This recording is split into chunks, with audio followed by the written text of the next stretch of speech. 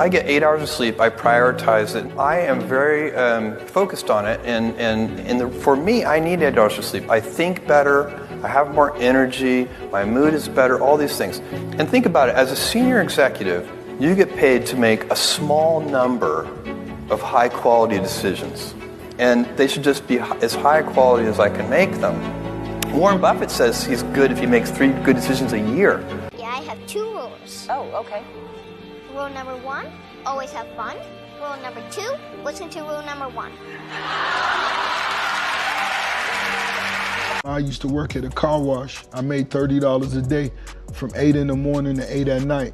So they basically let you know you gotta live off your tips. So you gotta really go hard. And so I used to let them know I'd do anything for you. I'll wash the car. If you leave me $20, I'll fill your tank up. If you left me with enough time, I'll put your cassettes in alphabetical order. I think that may be the small difference between the ones who really go get it and the ones who just talking. You get one life, and out that one life, you're only gonna get out of it what you put into it. And never being okay with where you are, because after every level is another level, whether you realize it or not. And I always wanted to see what was past the thing that I got. I got here, but what's back there? I was never content with being here. Don't post everything you think. Don't. Just don't. If you're watching this right now, if anybody is watching this, don't post your feelings. Don't do it to yourself. Even if I do a good job, I always wonder, how I could have done it better. I rarely celebrate anything. And just for anyone watching this that's wondering how this happened, that's really the answer. It's being so unsure how you're getting it done that you just kind of keep going in the hopes of figuring out the formula. Feeling so lucky and blessed that the fear of losing it keeps you up at night. Can another man say you're fired? Absolutely. No one can tell me that. And that's priceless to me. But I'm here because I don't care. You enjoy having a man be able to tell you fired? Okay, let me ask you a question. So you're being selfish. Do you think your son enjoys you calling somebody else a boss? Don't you think your son would rather wake up with you and you can pick him up from school instead of having to do a 9 to 5? Don't you think? Yeah, all right, but don't you have to wake up at 4 in the morning? Don't you think your son would love if his name was up there, Dash, or whatever your last name is, instead of somebody else's? My pride is in my children. If that's not what you're hustling for, you're selfish. You keep saying I'm worried about my kids. You worried about you. As soon as the car left the driveway of the school, I said, I'm moving to New York and I'm going to be an actor. And my mom paused for probably a half a second, and she said, great, go do it. The only thing I ask you is, in 2.5 or 3 years, if you don't have any sense that this is going to happen, you have to make me one promise. And I said, what? And she said, you got to pull yourself out, because as your mother, you can't ask me to tell you to give up on your dreams. I said, that's so profound, and yes, fair. Cut to 2.5 years later, I was like, so I'm out. This is terrible. It's so scary. And she said, it's September. Just wait it out. Just wait till the end of the year. Don't give up just yet. I was telling her to come get me. And 3 weeks later, I got the office. It is a sure sign that you're going to end up in a great place when you give great detail to little things. Excellence doesn't start when the lights come on. Excellence doesn't start when the crowd gathers. Excellence doesn't come when everybody's watching. Excellence is nurtured in mediocrity. If you cannot manage the little things, you'll never be able to manage the big things. If the little things overwhelm you, if you complain and collapse about little things, you'll never be ready for the greater things that God is about to do in your life. Here's how you know if someone's your friend. You can tell them bad news, and they'll listen. They won't tell you why, you're stupid and why that bad thing happened to you and how something worse happened to them once and, derail the whole conversation. You can actually tell them bad news and they'll listen. This is a weirder thing. You can tell them good news and they'll help you celebrate. And that's a really good way of deciding who you should have around you. Rich people don't sleep 8 hours a day. That's a third of your life. It ain't but 24 hours in a day. You cannot be sleep 8 hours a day. The Bible says he who loves to sleep and the folding of hands, poverty will set upon you like a thief in the night. I'm gonna ask you one question, I'm gonna go. How many of you in here know somebody who loves to sleep? Let me ask you something. Ain't they Poe? High performance people fly like eagles. Eagles fly alone. Zuckerberg has no mates. Elon Musk has no mates. Steve Jobs had no mates. Bill Gates has no mates. And I can go on and on and on and on. They don't hang. They don't chill. They don't go to the Super Bowl. They don't go to the World Cup. They don't go to Wimbledon. All they do is work. I fall into that category. You got 24 hours in a day. 8 hours you sleep, and most people work a 9 to 5. So 8 hours you working. Okay, so we had 16 hours. You got breakfast, lunch, and dinner. So we'll be at night, that's 19. Take you an hour to get ready. So we had 20 hours. So you guys cannot spend 4 hours going talking about, oh, they lying. Oh, I like this photo. Oh, they faking. Sending photos to other people. Y'all got to get focused. I'm where I'm at because I'm focused. Tunnel vision. I'm focused on what I got to do. Y'all got to have a game plan. If you didn't make it in your 20s, you can make it in your 30s. And if you didn't make it in your 30s, you can make it in your 40s. And if you didn't make it in your 40s, you can make it in your 50s. And just remember Grandma Moses. She was a painter. And she didn't start painting until, I think, in her 80s. And one of the most prolific painters. Never too late. Never too late. Never so have late. fun. That's what it's all about. You don't trust that someone's never going to betray you. You just trust that you'll be able to handle it if they do. That you'll be able to walk away. That's a massive key to it. Stop worrying about whether you can trust someone else. Maybe you can't. We don't know that. Only time will tell if you can trust somebody else. That is a pointless waste of your energy to worry about. Worry only about yourself. Life is short and it's fragile, and we don't know how many birthdays we have. So we don't have to have a birthday to celebrate. Just celebrate life. And if you haven't told someone you love them, do it now. Do it. Tell people you love them. Call your friends, text your friends, hug them, kiss them. Losses are part of life. I've lost in kickboxing, I've lost in boxing, I've lost in life, I've lost in love, I've lost in family. Like, life is, you don't just win all the time. It's wins and losses. So you roll with the punches. Pun. You see, if you never heal from what hurt you, you'll bleed on people who never cut you. I gotta be honest with you, when it comes to relationship pain and when it comes to heartbreak, it's a drive-through only matter. You can't go around it, you can't avoid it. The only way to get over it is to actually face it and drive through it. I'm dead, I'm in heaven, you're God. I imagine it was a big long line and you got judgment. David, congratulations, you made it to heaven, how you feel? And right now I'm a 300-pound man. You pull the paper down, it says David Goggins. I'm reading it. And it has my name, but on this paper, it says everything about you. Everything, because God knows all. 185 pounds, Navy SEAL, changed people's lives. All these amazing things. I look at God and say, God, the name is right, but what's on here is not me.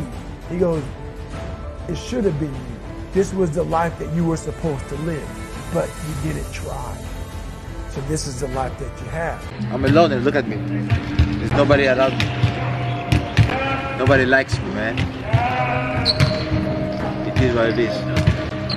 Sometimes in life, people are not going to be around you to motivate you. They're not going to be around you to push you, to celebrate you, to applaud you. You got to do it on your own.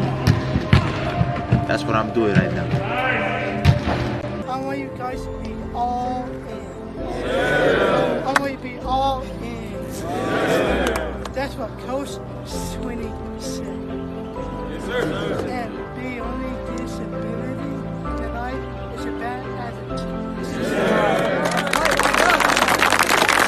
attitude. One thing I learned in life, you can never bring somebody up if they don't want to go up. You can't. No matter how good you think you are, no matter how much you want to tell them, you could help them. If they don't want to go up, there's nothing you can do. 100%. But the reverse is not true.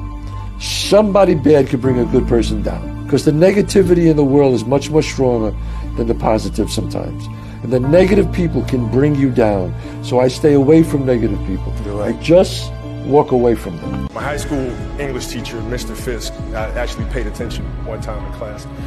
And he said, he had this beautiful quote, and it read, "Rest at the end, not in the middle." And I took that to heart. I believe there's time for resting at the end, but for me, that time is not now. I have a dream, sacrifice for it, and never ever rest in the middle. The fact that I'm gonna die one day and that everyone around me is gonna die and no one will remember me after a certain point makes me feel so good. Like, because I could do the best thing in the world and nobody would remember it ever, and I'll die and it won't matter, and everyone else around me will die and it won't matter. Or I could do the worst thing in the world and that won't matter because I'll die eventually. So you don't really have to worry that much. First we shine the shoes, then we own the shoe shops. First we make the sandwiches, then we own the restaurants. First we clean the houses, then we own every house on the block. And then we believe in ourselves, we work hard, we take full advantage of the American dream and the opportunity.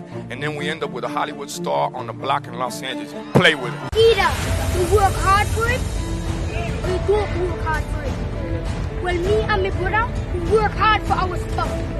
It don't come easy. In life, you have to work. Either you want to be the shark of the ocean or the fish of the ocean. And right now, we want to be the shark.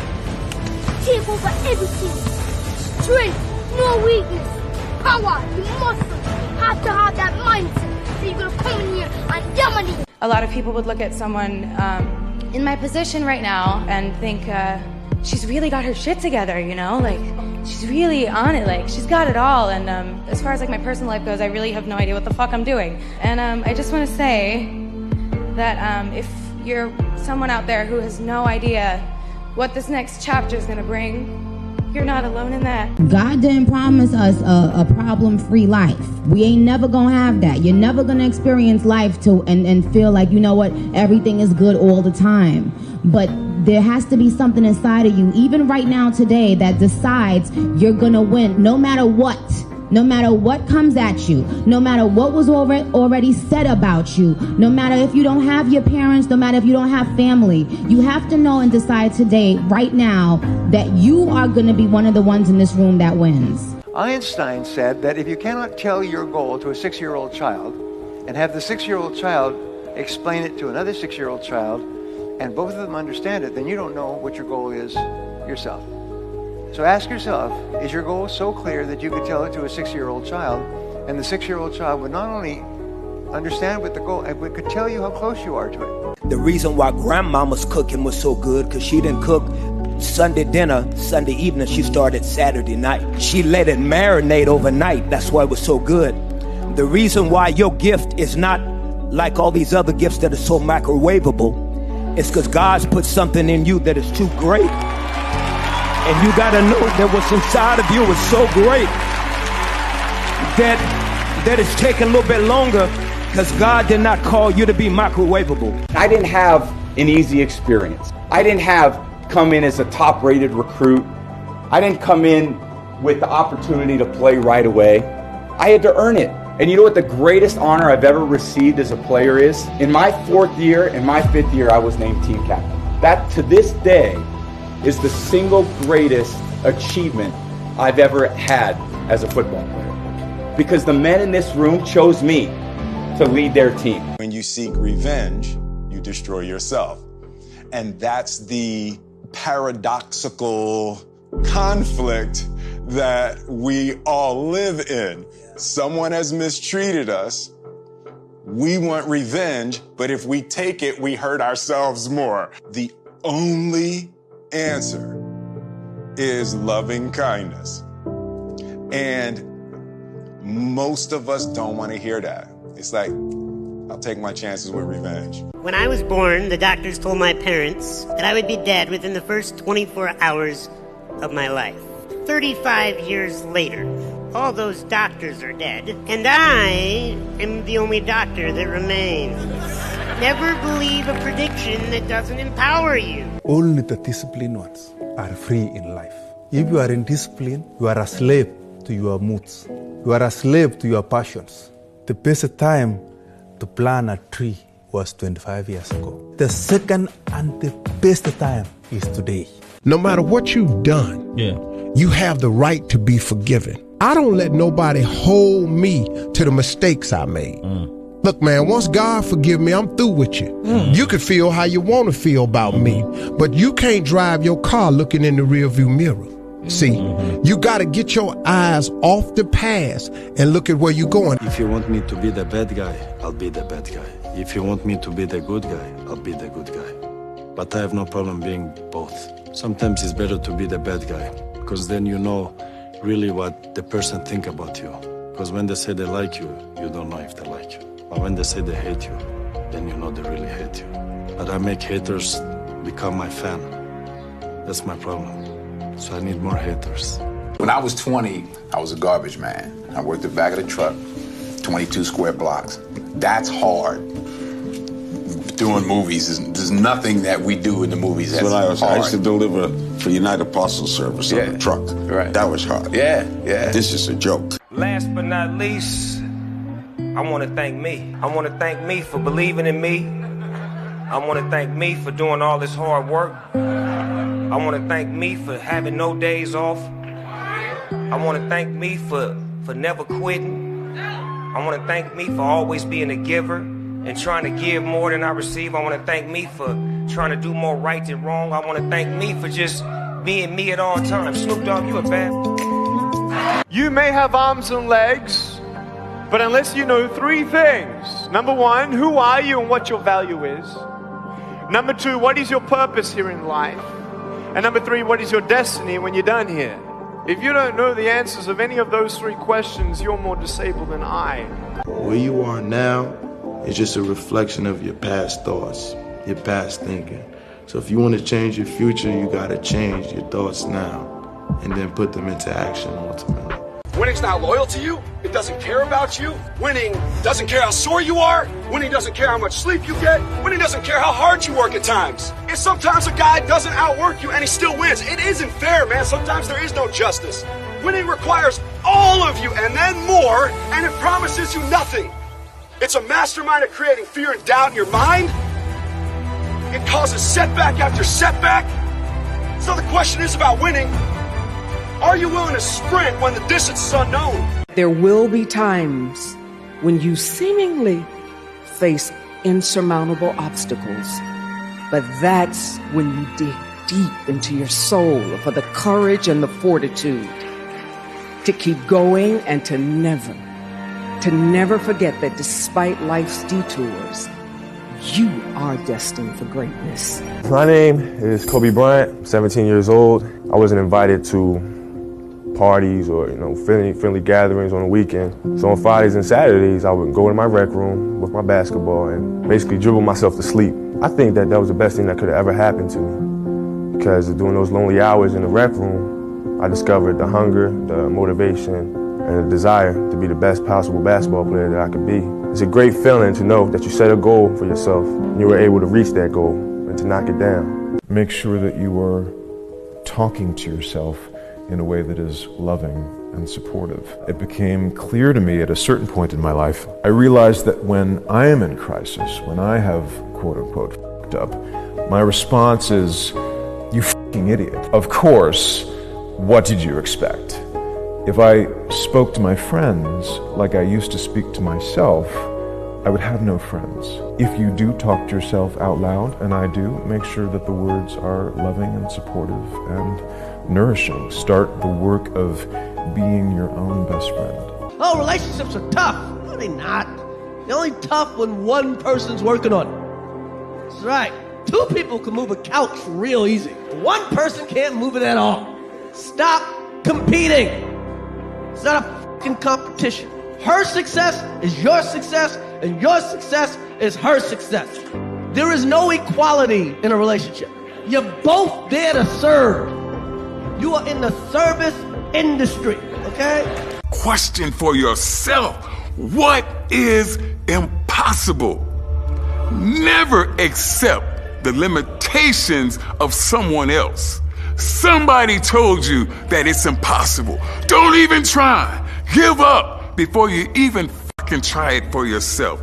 Never accept the goddamn limitations that someone else has placed upon you. Decide for your fucking self what is your limitation. Try it, you son of a bitch. Try it for your fucking self. Then that is the only way fucking way to know if you can or can't do something. My number one message to entrepreneurs, and I teach today, is never pursue entrepreneurship for the greed of money. It has nothing to do with it at all. The whole reason to be an entrepreneur is the pursuit of freedom. That's why you do it. You do it because you want to be free one day to do whatever you like. I'm here because I want to be here. I don't have to be here. I don't even have to ever listen to a phone call again if I don't want to. That's not what I want to do. I enjoy spending my time doing the things that I want to do. There's no losing, only learning. There's no failure, only opportunities. And there's no problems, only solutions.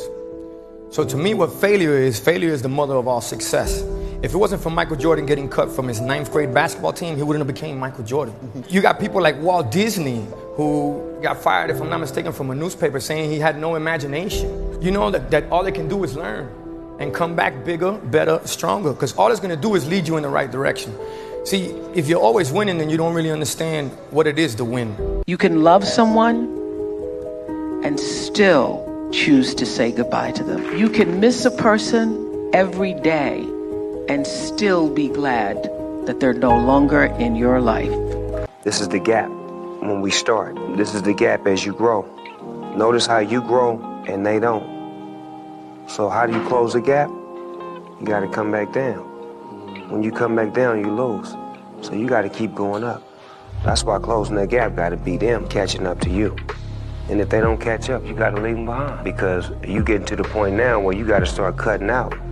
You know what I'm saying? And it's like you can't look back when you cut them out, because if they meant to be there, they're going to be there. The McDonald's formula of business. So McDonald's has a business, right? They have a hamburger stand. And when you interview Ray Kroc, the founder of McDonald's, if you saw the the movie, The Founder, he gave the formula away. The business of McDonald's is not hamburgers. The business of McDonald's is real estate. And that's the formula. So every time you go past a McDonald's stand, you deserve a break today, eat at McDonald's. But they're not seeing the real game. The game is that little hamburger stand is buying the most expensive real estate in the world.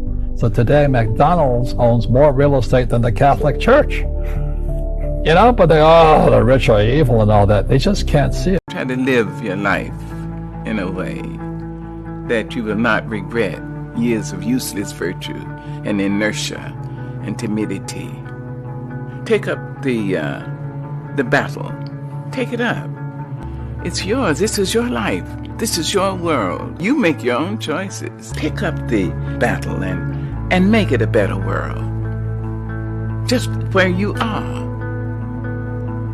Yes, and it can be better, and it must be better, but it is up to us. The biggest thing I'd say is give yourself permission to take time. Give yourself permission to recognize that living your passion and creating a purpose takes time. For some people, they've waited till 30 or 40 or 50 or 60. We want it to happen in our 20s, but your best years are yet to come. The human brain cannot comprehend the negative. Don't think of an elephant. You can't tell the human brain not to do something. Skiers know this. If you ever seen skiers go through trees, if you go through trees on skis and you go, don't hit a tree, don't hit a tree, don't hit a tree, guess what you're watching? You're only looking at trees, as opposed to follow the snow. You ever ask a man how he's doing and he says, I'm alright. I'm here to tell you, that man is not alright. That man is battling demons that you cannot even possibly imagine. That man is struggling every single day to find a reason to keep going. And the reason we say we're all right is because as a man, nobody really fucking cares what you're going through. So why even bother to say it? But you know what? I feel you, brother. Because I'm alright too. Hello, Mr. Musk. My name is Alex Perez. I really like your jacket today, and so it kind of got me thinking, has Tesla ever thought about going into the motorcycle business?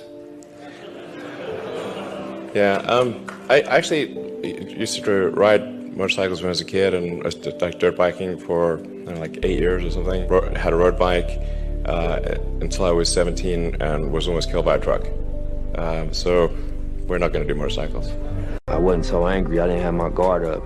I wasn't so aggressive. I wasn't so, expecting, if you ain't helping me, fuck you. That wasn't the mentality no more.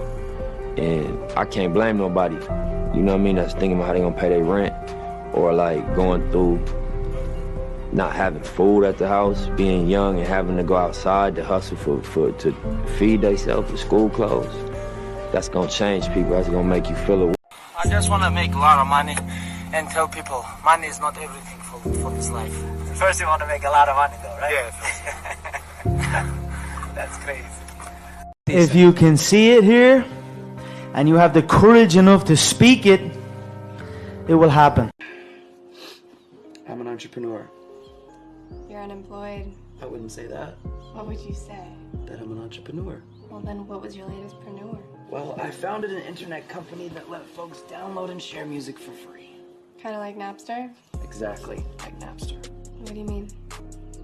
I founded Napster. Sean Parker founded Napster. Nice to meet you. I just slept with Sean Parker. Hey Siri, who's the 19th president of the United States? Here's what I found on the web for who's the 19th The fact that I know that United Rutherford B. Hayes is the 19th president of the United States that quickly makes me laugh at every school in America that's making kids memorize the presidents of the United States. Yeah. It's lazy. Every single piece of education in the world that sits with memorization should be eliminated because information is a commodity. It sits on your phone. Your father gave you this life lesson, never be satisfied. And there's a story behind this with the trophy, which I think is really interesting. Yes, my father was a drill sergeant, and he was the type of gentleman that you never question. So when I was young, let's say I went on a Saturday, playing at the local Boys and Girls Club, we'd celebrate, trophy be there Saturday. When I wake up on Sunday, it'd be gone. So never asked him why. Wow. So finally, when I made it to the NBA, I asked him, I said, why do you used to take all my trophies when I was young? He said, because I never wanted you to be dissatisfied. Make 1,000,000 mistakes! Just quit wasting your energy making the same mistakes. You have to make a decision that I will learn from this thing. You gonna remember this? Good. One fucking life. One life, my friends, one time. And honestly, I'll leave you with this because a lot of you need it. How you make your money is more important than how much you make. If you would just get up and teach them instead of handing them a freaking packet, yo. There's kids in here who don't learn like that. Bye. They need to learn face to face. You're just getting mad because I'm pointing out the obvious and you're choosing. Wasting my time. No, I'm not wasting your time. I'm telling you what you need to do. Get out. You want kids to come in your class, you want them to get excited for this, you gotta come in here, you gotta make them excited. You want a kid to change and start doing better, you gotta touch his freaking heart. Can't expect a kid to change if all you do is just tell him. How does Keanu Reeves deal with anxiety? Breathe.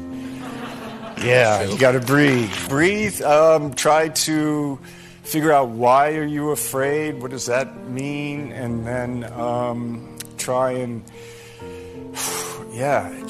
to just be and let not what you're afraid of define the present that you hope to be in when you go do what you're afraid of. When you're starting something, it's just kind of hard. You need to be pretty headstrong about it, right? There are going to be all these challenges that come up, and I think the main thing that you need to do is just not give up, right? And kind of know what you want to do. And the best entrepreneurs who I've met don't really start companies because their goal is to build a company. They do it because they want to make a change in the world and help people. And I think if you kind of stay true to that, and if you just focus on kind of powering through no matter what the challenges are that will inevitably come up in your path, then you'll find that there are lots of tools that are available and a lot of people who will help you build what you're building. Don't be afraid of failure. Don't be afraid of failure. You don't learn anything from your success, you learn everything from your failure. So whenever you do something and it doesn't work and you slip and fall over, don't be embarrassed about it, and don't be like the world is judging me, because largely people don't remember the failures. Like I've had so many things that haven't worked, but all people talk about are the hit singles or the gigs that you've sold out. I just read and read and read. I probably read 5 to 6 hours a day. I don't read as fast now as when I was younger, but I read 5 daily newspapers. I read a fair number of magazines. I read 10Ks. I read annual reports, and I read a lot of other things too. So I've always enjoyed reading. I love reading biography. When you do something in the same place every day, at the same time every day, that space builds an energy, and that time builds a memory. What does that mean?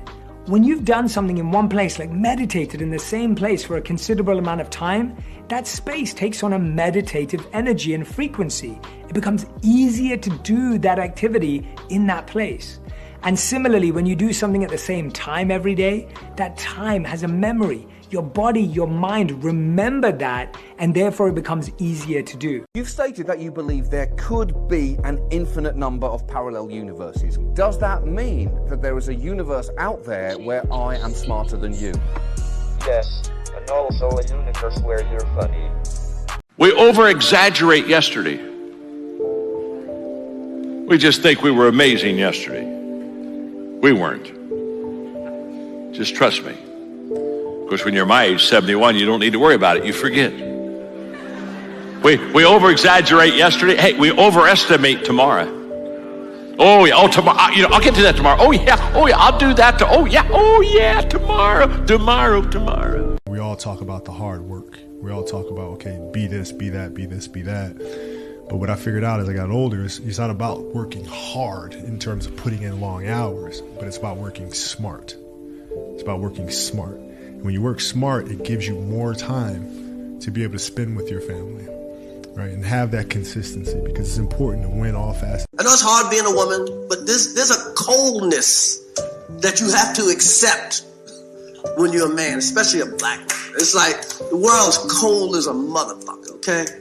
You get older, one thing I learned, only women, children, and dogs are loved unconditionally. Women, children, and dogs are loved unconditionally.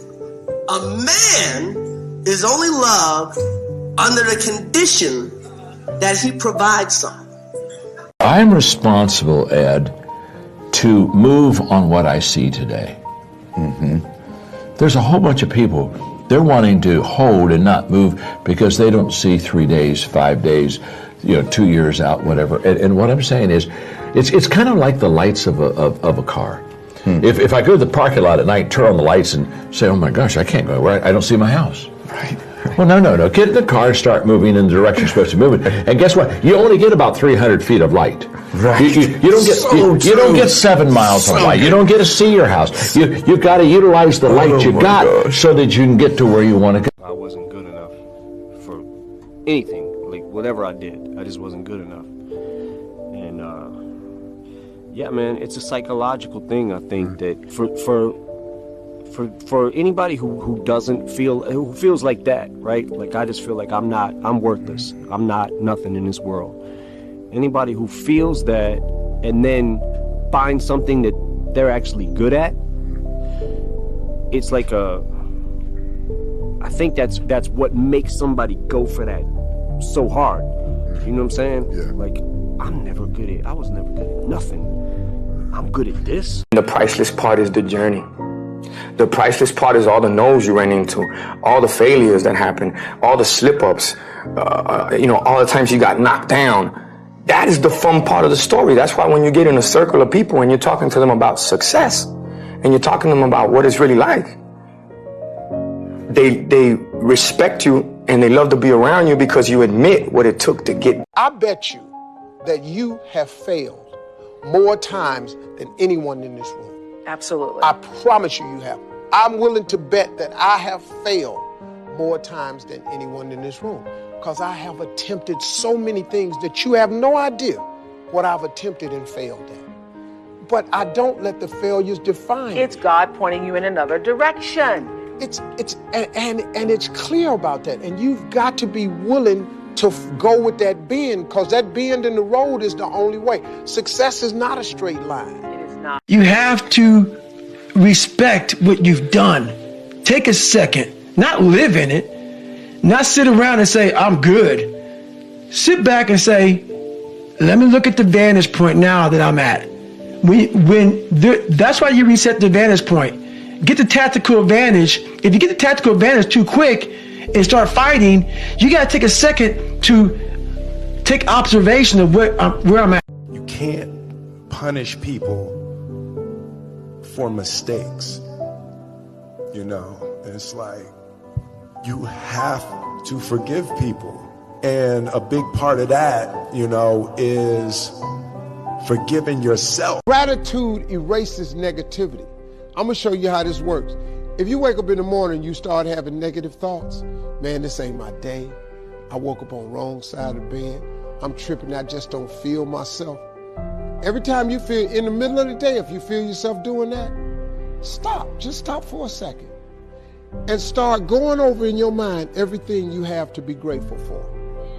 Not everything you want, everything you already have, because what you have is substantial. Hello everyone, I'm so sorry I can't be with you tonight. However, I couldn't completely miss the chance to take a moment to share some thoughts with all of you. The lesson I cherish the most is how important it is to love what you do. If you love what you do and it's making you happy, all the hard work and perseverance will pay off. I once had a guidance counselor tell me that I shouldn't play basketball, that it would never amount to anything. His negativity towards me made me stronger. You can't stop people from trying to limit your dream. The greatest work that you could do in your life is the work that you do on yourself. The work of self-mastery. Your car comes with an owner's manual. Here's how you operate the windshield wipers. Here's how you turn it on. Here's how often you should change the oil. If you hear this, then this is probably what's happening. We are the most complex, sophisticated creation on this planet. There's no owner's manual. Yeah. And in fact, the people who take care of us while we can't take care of ourselves transfer their negative feelings about life. Do you wish you were young? Why? Well, the problem about, the great thing about being young is you have more time. You have more time to do things. I could play games, which I did. I used to play cowboys and Indians. Yeah, that's what I play. Do you? Yeah. That's what I like about being young. I could use my imagination more. That's a sad story. You can't do that anymore. Well, I could be an older cowboy. My dad said don't ever get in a car with a stranger. But tonight we took an Uber here.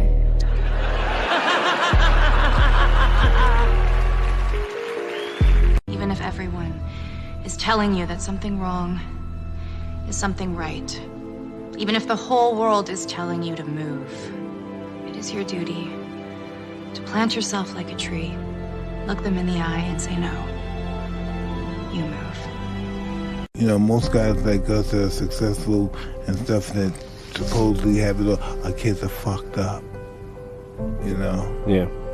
They're fucked up. They never had the life that we had. They never struggled. They never know struggle. Without struggle, there's no progress. And that's why they don't progress, because they don't struggle. I'm not a fighter, I'm a lover. I don't know, because if you're a lover, you got to be a fighter. How so? Because if you don't fight for your love, what kind of love do you have? No, I'm kidding. Gratitude erases negativity. I'm gonna show you how this works. If you wake up in the morning, you start having negative thoughts. Man, this ain't my day. I woke up on the wrong side of the bed. I'm tripping, I just don't feel myself. Every time you feel, in the middle of the day, if you feel yourself doing that, stop, just stop for a second. And start going over in your mind everything you have to be grateful for. Not everything you want, everything you already have, because what you have is substantial. I've often said,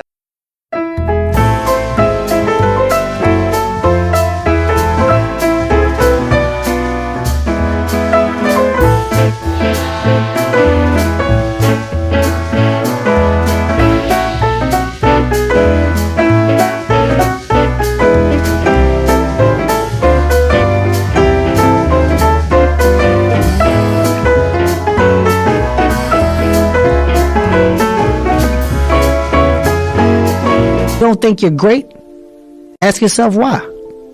Why don't you think the highest of yourself? When you do, people have no choice but to follow suit. You got no choice but to follow suit.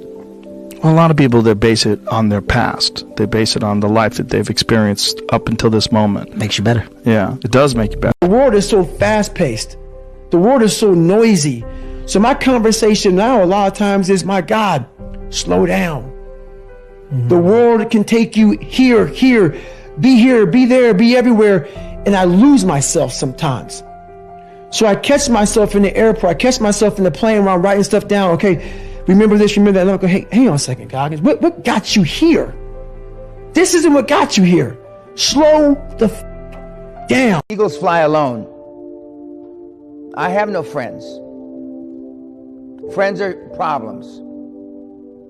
Friends are challenges. I mean, if you're not into yourself enough that you can't spend the weekend by yourself, then something's fucking wrong with you. Self-esteem, being a high-performance person, and accomplishing high-performance acts. Something's wrong with you. What you care about what people think about you? You have to learn one thing in life. You cannot love everybody and appreciate everybody, and it goes both ways.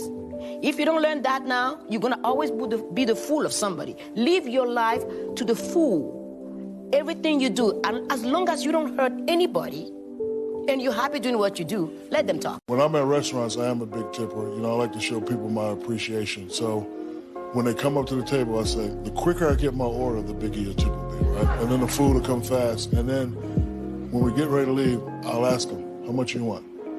You'll ask the waiter how much you want? How much you want? And the most someone said was $4,000. And I said, okay, no problem. You gave him $4,000? You should have punched him in the head is what you should have done. I worked. I wrote all of my visions down. I read them every morning and every night. I instilled them in my head. And every time I met somebody, they say, hey, man, what you trying to do? I would tell them one of my visions. Somebody would always say to me, you know, I know a guy that's selling them things right there. You ought to talk to him. I started scratching stuff off my vision board. My vision board is so vast now. If I showed you what was on it, you wouldn't even believe it. Lamar Taylor, my best friend, I convinced him to drop out of high school with me. Now he's my creative director, and I hope there's no regrets at this point, so. Have loyalty and love, because love really don't mean jack. See, love is just a feeling. You can love somebody, still stab them in their back. It don't really take much to love. You can love somebody just by being attached. See, loyalty is an action. You can love or hate me and still have my back. Gratitude is the antidote to the two emotions that mess up most people's lives. What are they? Anger and what? Fear. Those are the two biggies. You cannot be grateful and angry simultaneously. That's the beauty of it. It's the antidote to anger. You can't be fearful and grateful simultaneously. You give a young lady wanting to become president of the United States? Well, I hope we do have a young lady at some point become president of the United States. I can tell you how I think it will happen,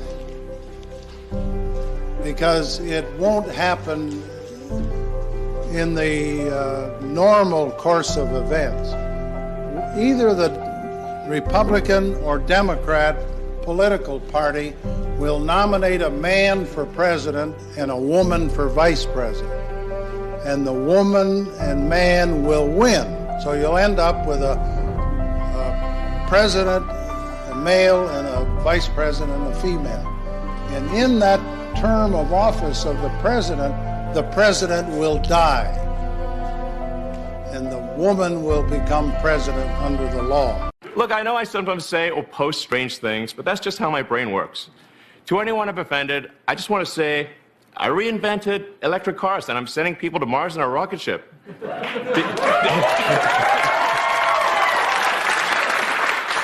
Did you think I was also going to be a chill, normal dude?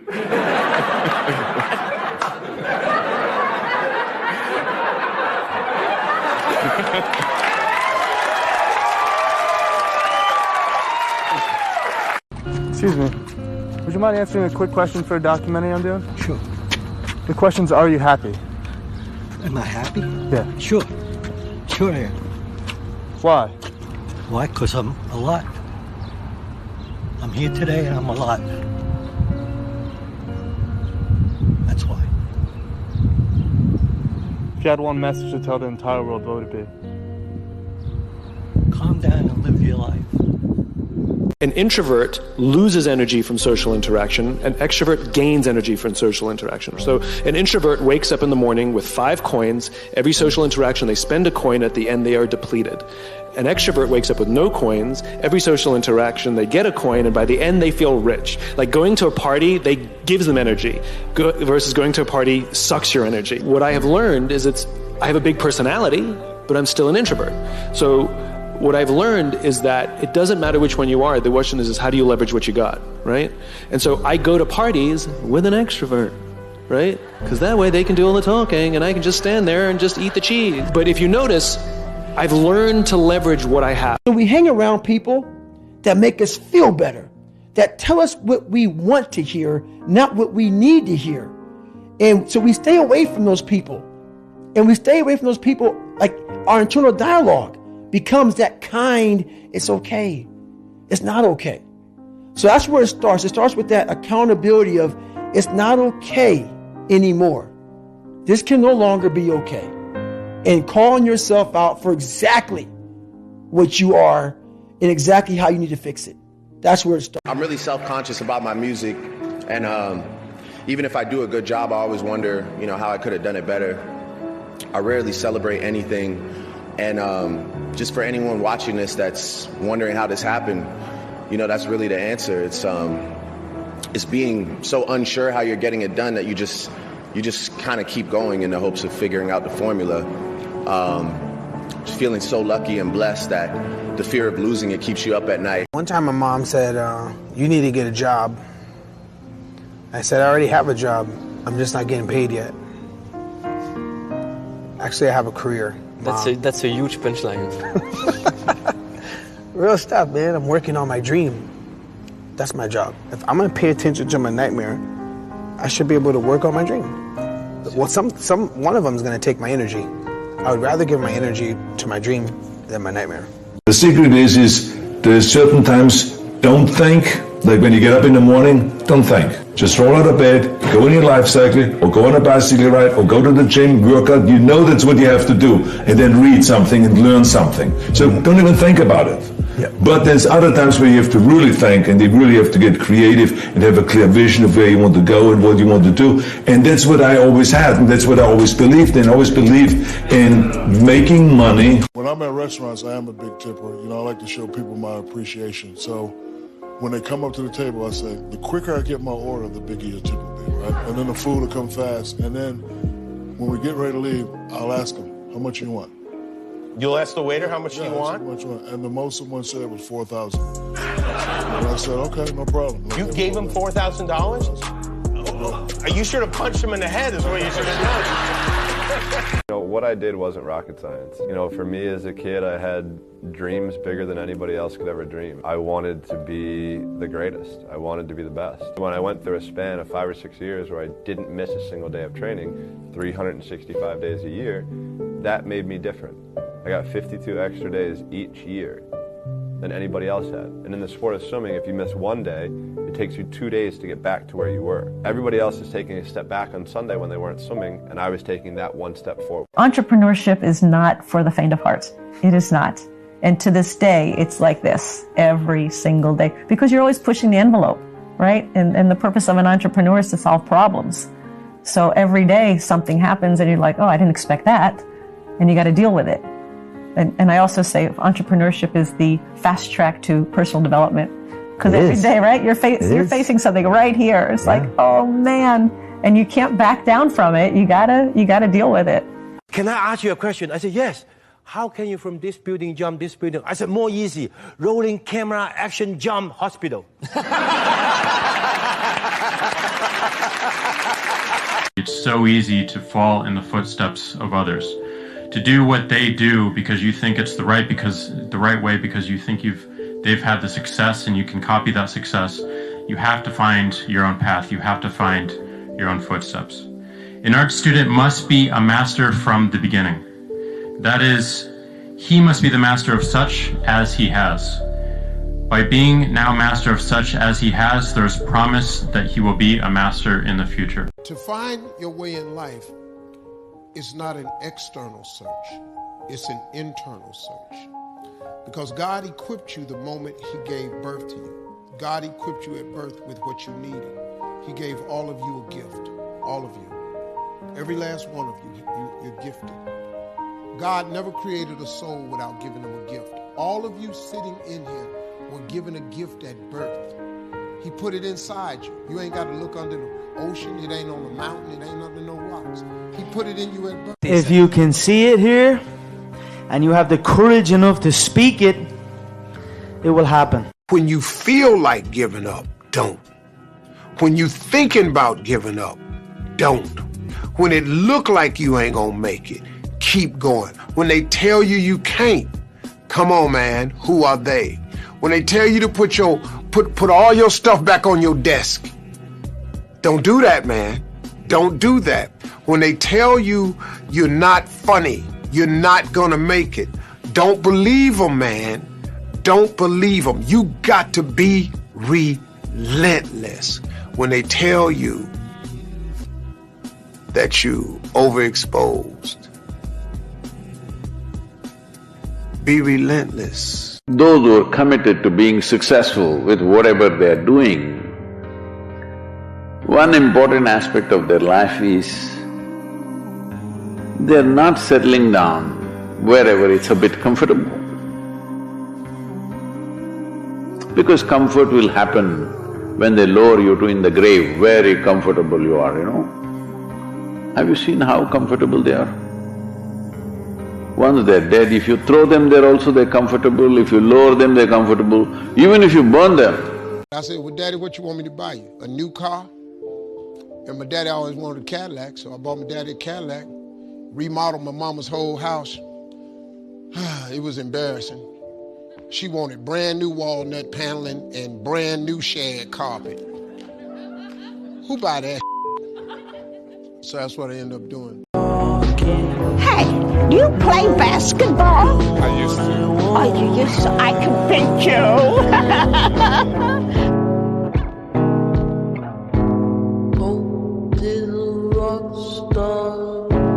I want the house on the water. I want the nice car. I want the nice watch. I want to stay fresh. I want to stay clean. You know what I'm saying? There's nothing wrong with that. You should strive for greatness. People got mad at me. They're talking about Steve Harvey prefers wealth over health. No, I'm just telling you. If your ass wants to hit it and be rich, you got to quit bullshit. You got to get your hustle and grind on. You can't sleep at well, how much you sleep? I sleep between 4 and 5 hours. If I get 6 hours, woof, I'm tired. Plus, I'm old. I gotta get up. I want to see what today is. I can't miss nothing. I'm old, man. I'm 64 years old, so I can't be laying in the bed waiting. I gotta get up early. I'm up before the sun come up every day because I just want to see what else God got. If there's people who have regular jobs who are coming out in the rain, in the snow, spending their hard-earned money to buy tickets to come to your shows, you don't need this right here. I promise you. You already won. I learned many great lessons from my father, not the least of which was that you can fail at what you don't want. So you might as well take a chance on doing what you love.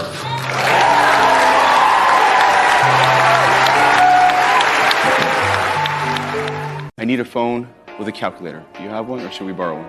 Yeah, I got a phone. You got one? Can we? Here, don't even unlock it. It's okay. Don't unlock it. Don't unlock it. It's okay. It's okay.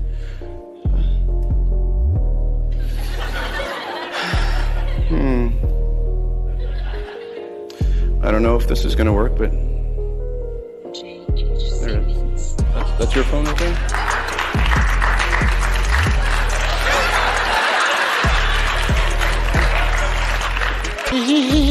My ass. If you ever see me in a Rolls Royce, a private plane, a 6 or 7 star hotel, living my life to the fullest, don't hate on me. Don't get jealous of me, because I worked my ass off to get it. Everything about my life and career, I've earned it. Ain't nobody gave me shit. Nobody handed me nothing. If you want it, go get it. I used to worry about tomorrow. I used to worry myself to death. I don't care. You know how many times they didn't cancel shows of mine? Every time they've canceled a show, God gave me another one. Every time. I got a talk show canceled, a Little Big Shots canceled. They canceled the show. God gave me a Facebook watch show, paid me the same money in 2 weeks that I made in 34 weeks. What? You got to let God do what He do. In less than 8 years, when I'm a millionaire by 25, I'll come shake your hand. I promise you that statement itself made me 100% guarantee that you won't. If you really want to win and you want to come to New York in 8 years and shake my hand, here's what you need to do. You need to stop giving a shit about what anybody else has and realize that if you put your head down and just work for the next 10 years, no glamour, no new fucking car, suitcase, jewelry, trip, event, no Coachella, no fucking new fucking sneakers, like fucking work, you will have it.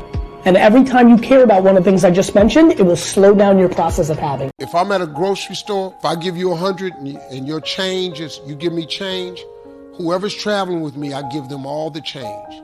If it's 20s, 10s, if it's $80 a change, I give it away. I don't want nothing except hundreds, because it's the law of attraction. I only want hundreds. That's the largest denomination bill. That's what I attract. So I attract hundreds, because I don't want nothing else. It's the law of attraction. If you start putting your singles away, you'll stop attracting singles. Single people just look better anyway. Like they glow, you know what I'm saying? You see them, their eyes are open, they're vibes, and like, girl, what's up? What day is it today? Like, they just gas. Like, single people just look sick.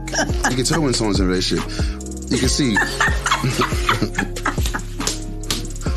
You can see, man. You can see it. Yeah, man. Yeah, you can. I used to see that stuff and be like, damn, am I not working hard enough? You know what I mean? And that's what I think people don't realize, is that you're wired differently. You know what I mean? If you win, you know what I mean, you expect to win. Mm-hmm. Right?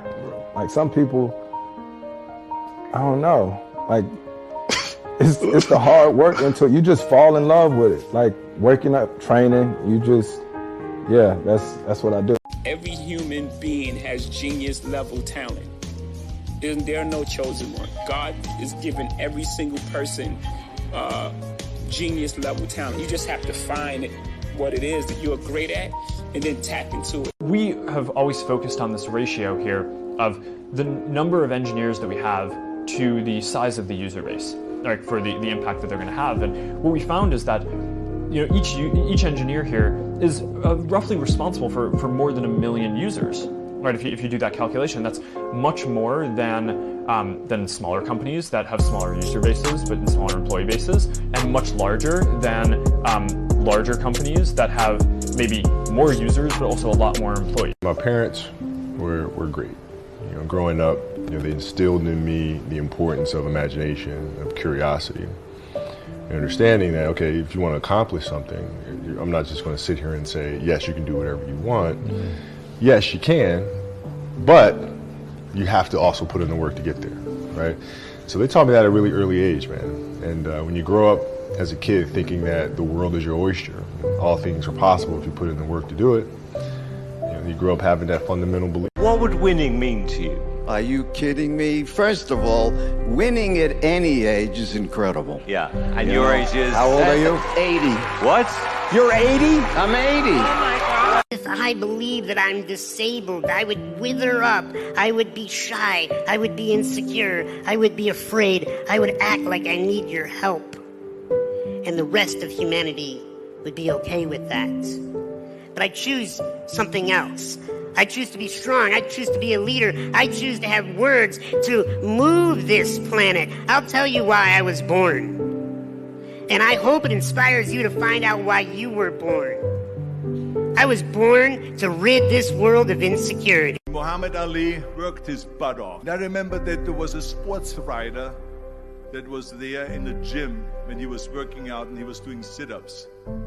And they asked him, how many sit-ups do you do? And he said, I don't start counting until it hurts. He doesn't start counting his sit-ups until he feels pain. That's when he starts counting. That is working hard. Are you a billionaire yet, bro? Let's be honest. You're going to be YouTube's first billionaire. Yeah. Is it happened? No. If I was, it'd obviously be paper. Like if we do one of these companies like Beast Burger stuff. Because like actual cash, I'm probably the poorest person in this room. If I make $3-4 million a month, I just spend it on videos the next month. We literally like have razor thin margins and just reinvest it all. Oh, you're spending $4 million on a YouTube video? Well, $4 million a month on video. My uncle always told me something early in my life, which stuck with me, which is that while you're on the journey, you have to disconnect from the end goal. You know, because if you're just focused on some end goal, then you might get there, but it'll be hard to progress past that because you're so focused on that one destination that it's like, you know, you maybe forget everything in between, and maybe you could have done more in between. He always told me, like, just be here right now, live right now, and do the best you can right now. Don't worry about what that end goal is. It's great to have goals, it's great to have dreams, but it's just like you get too attached to it, and sometimes it can be a self-destructive thing. You know, I just feel everybody's situation is unique. I feel everybody's situation is different. You know, but most definitely you gotta think of tomorrow, you know, and not just today. So the decisions you make, you should most definitely consider, you know, long term. And I think that's the difference. You know, let's not be so short term on everything now. Let's be patient, you know, on a lot of different things, and most definitely investing is one of them. See, you have to keep going because you just don't know when God is going to flip the switch. And he can't tell you when he's going to flip the switch because it would destroy the one thing that he requires from you, faith. The problem is we don't teach people how to lead, right? When you're very, very junior, we give people tons of training how to do their jobs. Some people get advanced degrees how to do their jobs so that they'll be good at them. And if you're really good at your job, we'll promote you. And eventually you get promoted to a position where you're now responsible for the people who do the job you used to do, and we don't teach you how to do that. So how can we expect people to be good at their jobs if we don't train them how to do it? Like, would you go see a doctor that didn't go to medical school? No. So why would we work for a leader who has no training in being a leader? That's why we get managers. That's why we get micromanagers. That's why we get toxicity. It's not because they're bad people. It's because they don't know what they're doing. And they're making it up as they go along. People in the world that are focused and like I wake up in the morning with a purpose. This is what I'm doing. You can feel that energy, or you can feel it because it's a kindred spirit. So those are the people that I tend to work with a lot. And if you don't have that, I can sense it. Right. But we're also very disciplined. If you're a person that's very distracted, hanging around the wrong crowd, not having that sense of purpose, we don't want to be around it. Put yourself in a position where you're going to thrive, not where it's going to be comfortable, right? Number two is most immigrants will come here and they'll think blue collar. How am I going to trade time for dollars? And so job number one, job number two, job number three, get minimum sleep. My argument is, how quickly can you think up a service, a product, a business model that you can deploy in exchange for money, right? How can you leverage yourself? In Manchester now is Manchester City. They have more money to spend on big players. Is it possible that one day, if they gave you the right offer, you could play for them, or out of respect for United? You think the money going to change my mind now with 13 years old? I don't think so. I think this is not going to be the problem. Because if you will speak about the money, I will go to Qatar. Maybe probably have more money than Manchester City, but it's not about the money, it's about the passion. Friendly reminder. Worrying does not take away tomorrow's troubles. It takes away today's peace.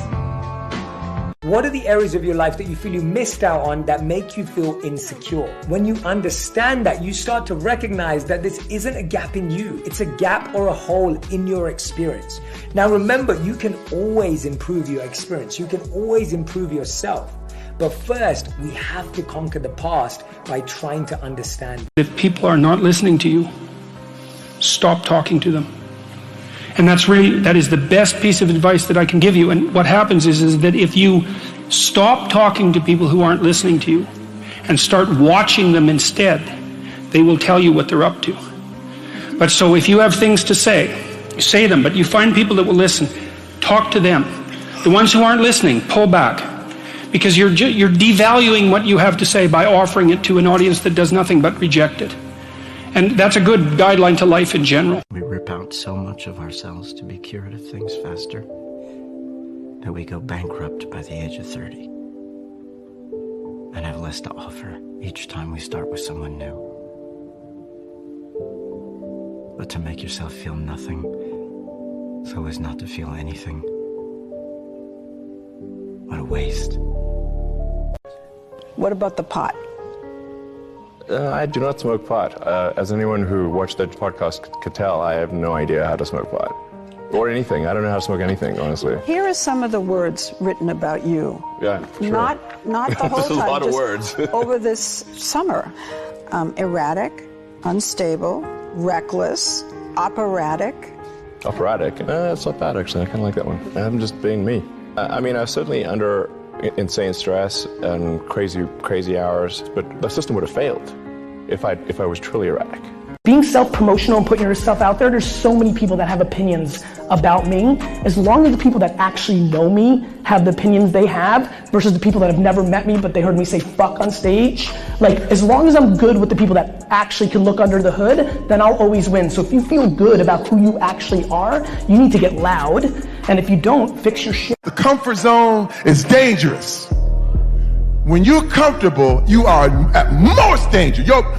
The comfort zone is somewhere you should never feel comfortable. You should be happy and dissatisfied. Anybody ever tell you, hey, look, you know what? Just be satisfied with what you got. Don't believe them. Get them away from you. You should never be satisfied with what you got. Because the attempt to get more makes you into something better. My dad was a man who against the odds made it, and but he would get up at usually 5:30 in the morning, and he would say, if I get up, you're going to get up too. He would drag me to the gym, and by the way, I'm 5 years old, and he would drag me to the gym. My dad always said too that regardless of what you do in life and where you go, respect is going to be given when it's earned, and you have to go out and earn it every single day. This thing, you're doing it for yourself. You're not doing it for anybody else. Yes, your family supports you. Yes, your friends support you, but you're doing it for yourself at the end of the day. And you're the only one who's going out there. You got to motivate yourself, and you got to want it as much as everybody else on the track. So I've learned that, so it's easier now. So when people say, this season, you're saying it's not running as fast as you should, it doesn't bother me because I've been through this already and I know what they're going to say all the time. But I know what I'm capable of and I know what I can do. So I think we've been hypnotized and conditioned into becoming materialists. I think that we define reality with our senses, and I think that is one of the biggest illusions. So the fundamental question is, can you believe in a future that you can't see or experience with your senses yet, but you've thought about enough times in your mind that your brain is literally changed to look like the event has already occurred? You no longer have to go anywhere to get it. Now it begins to come to you. You become the vortex or the magnet to your destiny. When you're grateful, you can't be worried. You can't be fearful. When you're grateful, you can't be angry. And anger and fear are what screw people up most in their relationships, in their life, in their business. So I wire myself. I was saying to you that most people want to be happy, but their habit is to be worried or pissed off or frustrated or stressed. And so they've got a highway to stress and they got a dirt road to happiness. So I wire myself. I've got a highway to gratitude, which changes all your emotions. I can't handle not knowing. I can't handle not finding out. I don't want to not find out. The not knowing will drive me crazy. The wondering what if. Damn it. It was right there. It was right there. Why did you do that? What was I going to be embarrassed of failure? Going to be ashamed of losing? I mean, those are already two things that when I just say them, if I hear somebody else say that to me, I'm reaching out going, no, dude, fail more. No, don't be ashamed. Screw up. Find out. Find out and lose. Find out and fail rather than sit back and wonder, well, I'm not sure. I had to learn drive. If you don't have drive, then you quit cultivating your talent. Because once you rest and once you say it's over, I've gotten to the mountaintop, then your talent starts to dwindle. That hustle, what I call hustle, is very important because at some point you're going to be able to pull the hustle back just a little bit and then you pick your spots. The time right now is a hustle to set things up so that in the future you're able to cut back just a little bit and just pick your spot. You visualize where you want to be and what you want to accomplish, and you kind of get lost in the process of day to day, grinding it out and working, pulling on ours if you have to. It's just about not losing vision and not losing sight of what you're trying to accomplish, no matter what hurdles you have to go through. So I think that kind of relates to whatever you're doing, whatever major you've chosen or what you're interested in. So for me in basketball, and it's about visualizing, whether you write it down, put it on the wall, do something, what your goals are, and get lost in the process of day-to-day grind, day-to-day getting better every single day. Asking questions, aligning yourself with people that have been through it before, that are experienced, and leaning on that advice, and just trying to outwork the next person, and that's the biggest thing. Fear will get the worst of the best of us, and peddlers of influence count on that. If fear is cultivated, it will become stronger. Comparison is a formula for misery. And what we do in our life is we compare ourselves to the best day and the best picture on social media that we see of somebody else. We compare ourselves at different times in our lives too. Even if you're in a relationship, comparing your relationship in its 5th year to its 5th week isn't fair to that relationship. There's different stages in our life. So comparison is a pathway. There's pathways to happiness, and there's pathways that lead us to unhappiness. One of those for sure is comparison, and it's an ego thing oftentimes with us. We're always trying to one-up things in our life. It's a matter, I think, really, of being more present in the moment in your life and saying, I deserve to be happy right now. Look, you have to stop looking at what you don't have and what's not happening for you, and start appreciating what you do actually have. Like, my man, you got on a nice watch, your hat is fresh, there's a lot of things, your family, there's a lot of things to be grateful for, and that's the only way you can climb out of a place of focusing on what you don't have, is by focusing on man, what do I have to be thankful for? And everybody got something to be thankful for. Even a homeless man, if he wanted to, he could be yo, I'm breathing today, you know what I mean? My arms work, my legs work. You can start very small, and it's a process, but that's how you can get up out of a negative space like that. I meditate every day. If I don't do it, I feel like I'm constantly chasing the day, as opposed to being able to be controlled and dictate the day. Not that you're, calling the shots on what comes forward, but the fact that I am set and ready for whatever may come my way. I have a calmness about whatever comes my way, and a poise. And that comes from starting the morning off with meditation. For me, it's really just listening to my inner self. That's basically it. You sit in silence and you just allow these thoughts to come forward, and you get a chance to observe the self. I think one of my greatest inspirations or things that I would feed off of basically was just obviously people not believing in the cloud of doubt that I felt hung over my head, and wanted to just prove everybody wrong. I wanted to make it, and I was going to make it regardless of what anybody said. All I have to say is that this is hard work. I've worked hard for a long time, and it's not about, it's not about winning, but what it's about is not giving up. If you have a dream, fight for it. There's a discipline for passion, and it's not about how many times you get rejected but you fall down or you're beaten up. It's about how many times you stand up and are brave and you keep on going. Thank you. Your body's a lot stronger than your brain sometimes. And you gotta catch your brain up. Your muscles will be ready to keep going. Your brain will have its limit. You know what I'm saying? And be like, I can't do no more. And then your body will follow suit. But when you can break the mental barriers, you'll notice, damn, I could do way more. I was crazy. You know what I'm saying? I had way more in me. So I think that's an example of feeling like you can't, you exhausted, or you about to, you overwhelmed, and then being clear that, this is just how I feel to be pushing yourself more than you ever have, demanding more. That's just the natural way it feels. When you press your line and press yourself to produce more and to be better, you know what I'm saying? Do you have any regrets? No, don't have time to regret. We move on, because we are acceptable for what we are, not what we think we should be. I'm accepted in myself by what I am, but not as I think I should be, because that's a lie. I'm a sinner, I'm an old sinner. I've done some bad things, I've done some good things. So, you just forgive yourself and move on. It's always a little bit frustrating to me when people have a negative relationship with failure. Failure is a massive part of being able to be successful. You have to get comfortable with failure. You have to actually seek failure. Failure is where all of the lessons are. You know, when you go to the gym and you work out, you're actually seeking failure. You want to take your muscles to the point where you get to failure, because that's where the adaptation is. That's where growth is. Successful people fail a lot. They fail a whole lot more than they succeed, but they extract the lessons from the failure, and they use that, the energy, and they use the wisdom to come around to the next phase of success. There's no cut in the corner. There's no magic bullet. There's no cheat sheet. It's really simple, as complex as it may sound. Hard work. Work hard. Believe in yourself. They tell me all the time, Chico, that's another name that I got, by the way. They say, Chico, you're so lucky, Chico. I say, man, you know what's funny? Harder I work, luckier I get.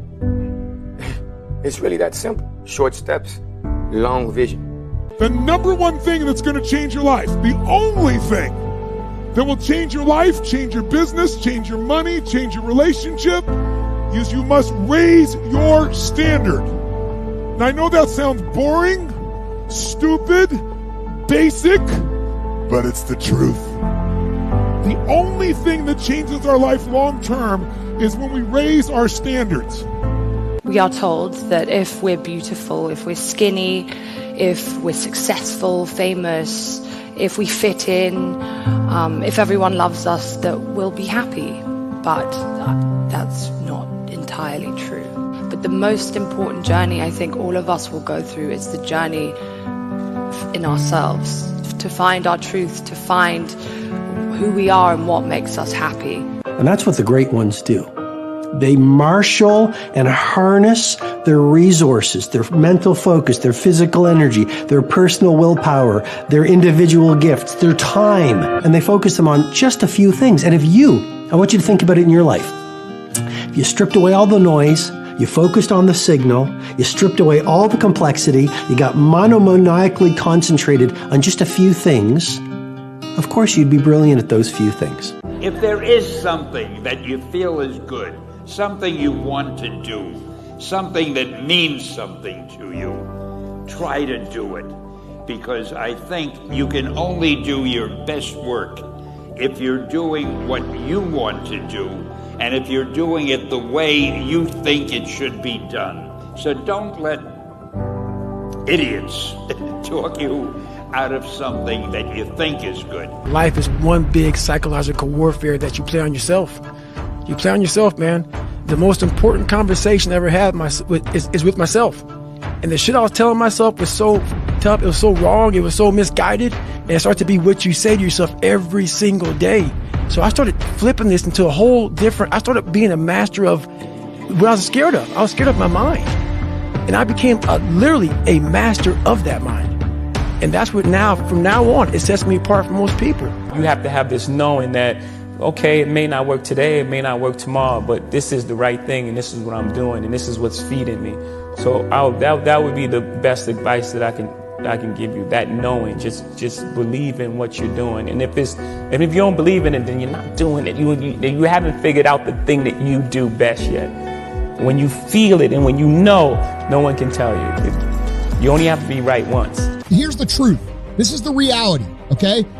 Nobody's going to believe in you until you've already done it. Nobody's going to come and celebrate with you until you've already done it. All right?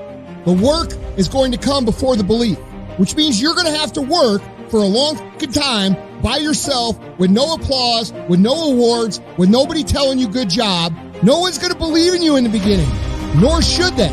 Be okay with that. Work like hell and advertise. You get it? Work like hell, go to bed, and early to rise, work like hell and advertise. So you work your ass off, and then you let the world know about your work. That's what it is all about. Let people know. If you have a company, if you have a movie, if you do sports, work your ass off, but then advertise and let everyone know. They say an alligator is so ferocious it'll kill a lion, but I can kill an alligator with my bare hands. Little old E.T., how? They say when you want to kill an alligator, you kill it right after it eats. Because right after it eats, it gets satisfied. And it goes to a state like it's almost paralyzed. Some of y'all in this room, are you paralyzed? You had a little success. You've done what nobody else in your family has done, and now you chilling? Come on, you ain't hungry no more? Next 100, I need you to stay focused. Why? You should still be hungry. If the lion is the king of the jungle, how can he be the king of the jungle? If he's not the biggest, the elephant is probably one of the biggest. He can't be the fastest because that's a cheetah. He can't be the smartest. So he's not the biggest, the fastest, or the smartest. So how does a lion become the king of the jungle? His mentality. That's the only difference of a lion and an elephant. I just want to encourage people to stay away from people who tell you to stay in your lane, all right? Let me tell you something. You've got one life to live. It's your birthright to try as many different things as you want. I get criticized for, trying this, doing a bit of that. I love it. It's what I'm here for. If you want to try something different in your life, go for it, all right? If you're a painter and decorator and you want to be a boxer, you try that. If you're an accountant and you want to be a ballet dancer, you go for that. That's your birthright, okay? Do your thing. Don't get pigeonholed into a box. Understand? I think of myself as the greatest person that I can be. That's it. I'm not going to go out out on a limb and say I'm the greatest this or that. I was a kid with a dream. That's it. And the people before me set the bar so high, and I was a little kid that wasn't afraid to dream as big as I could. And that's really it. Like you said, like we were talking before, I was dedicated, I was hardworking, and that put me in the shoes where I am now. I don't know what your future is, but if you're willing to take the harder way, the more complicated one, the one with more failures at first than successes, the one that has ultimately proven to have more meaning, more victory, more glory, then you will not regret it. Anticipate the wall. You're going to hit it. And in those moments, whatever you tell yourself, if you convince yourself that the difficulty you're facing is harder than everybody else's and you buy it, you will stay where you're at. But if you convince yourself that whatever wall you've hit, other people have overcome it and so can you go through that wall as well. We're all writing a book. What's your book look like? Like your life is a book. You got a bunch of chapters in your book, but when they close that book, how good was the book? How good was your book? What was the ending to your book? All of the things that can be associated with you and your existence become a part of the chapters in your book. Do I work hard because I'm in this position? No. I got in this position because I work hard. 30 years putting in the work, working harder than everybody else, getting up earlier than everybody else, and putting in the work. Have there been bumps in the road? Absolutely. Thank God my faith and my work ethic keep me growing, getting stronger. Everybody, I challenge you, get up earlier, work harder. You will get the results, all right? You want to go places, put in the work. It ain't gonna happen on its own. The time is now to express and for people to believe in themselves. The time is now for it to be okay to be great. People in this world shun people for being great, for being a bright color, for standing out. But the time is now to be okay to be the greatest you. Happiness is the key because there's so many people that you see either in this industry or just in life in general that are going through their days and may have everything they could ever want, but they're not happy, So you have to focus on what makes you happy and make decisions in your career, in your life that make you happy. And so I've been trying to do that, and it's working, and saying no to things that are negative and saying no to things that you don't want to do. So I think that's my biggest piece of advice. Fear is my friend. I love fear. Fear allows me to reach my highest potential. The fear of failing is an illusion. Yeah. Fear is an illusion, but we have to have desire. We have to have something that pushes us. Fear pushes us. When you don't have that feeling no more, it's over. When you don't get that fear no more, it's over. Yeah. I used to worry about a lot of stuff in my life, worry about what people think, worry about making people happy, worrying about X, Y, and Z. Now I don't. I worry about being happy now and being happy today and tomorrow, and I don't look past that because I know that I am not guaranteed to wake up in the morning, so I'm just going to be happy for now. And and that's how I live. One day at a time. If I go to bed sad tonight, I think to myself, you know what, tomorrow's going to be a brand new day. I'm going to wake up happy, and I'm going to be positive, and I'm going to crack on. I'm not going to worry about anything, because nothing's going to worry about me. The world might say you are not allowed to yet. I waited a long time out in the world before I gave myself permission to fail. Please, don't even bother asking. Don't bother telling the world you are ready. Show it. Do it. Ever tried? Ever failed? No matter. Try again. Fail again. Fail better. Behind every moment of adversity, there's a lesson and a blessing. You just got to hang in there to see what it is. How many of y'all had some days and you ain't think you was gonna make it? Now, you wanna know something? Your track record for surviving bad, unbearable days, your track record is 100%. See, once you understand that, you can get on with living. A lot of people, y'all be tripping yourself out. Figure it out, make something happen for yourself. Facebook wasn't the first thing I built.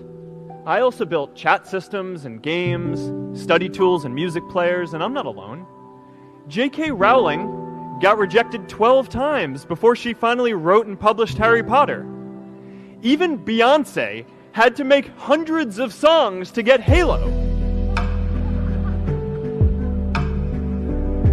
The greatest successes come from having the freedom to fail. Siddhartha Gautama, the Buddha, he said that good people have to get out of the bed every day and try to empty the ocean with a ladle, right? It's great if somebody has an amazing education, but I know from my own experience and my own life and other people that I work with that you don't have to have a degree to have value or to, be of tremendous worth to different businesses. That street smarts, that experience, that just kind of internal, kind of creative know-how is just as valuable as a degree. I fear living a life where I could have accomplished something and didn't. That's what I fear. I don't fear death. You don't fear the unknown? I love the unknown. You know what I want on my tombstone? On my tombstone, a quote from Horace Mann, great educator. Be ashamed to die until you have scored some victory for humanity. Life's not easy. Life is not easy. It is not. Don't try to make it that way. Life's not fair. It never was. It isn't now, and it won't ever be. Do not fall into the trap, the entitlement trap, of feeling like you're a victim. You are not. Get over it and get on with it. And yes, most things are more rewarding when you break a sweat to get them. I know that I'm example. I know 100%. In the pitch and outside the pitch. So, I'm always smile. I'm happy, man. I'm blessed that I play in a fantastic club. I have a fantastic family. I have 4 kids. I'm healthy. I have everything. So, the rest doesn't interfere on me. So, I'm very, very glad. Your lack of commitment is almost an insult to the people who believe in you. And that's what I'm trying to tell myself. I said, there's people who believe in me. So this is what I'm telling myself right now, today. There's people that believe in me.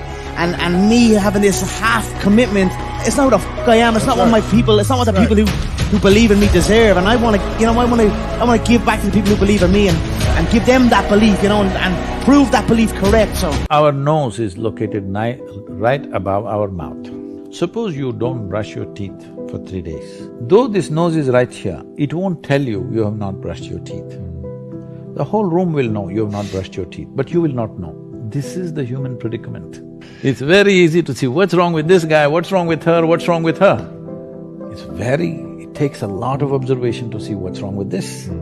That level of keenness of observation is missing in most people. Steve Jobs said, when you grow up, you tend to get told that the world is the way that it is, and that your life is to live your life inside the world and try not to get in too much trouble and maybe get an education and get a job and make some money and have a family.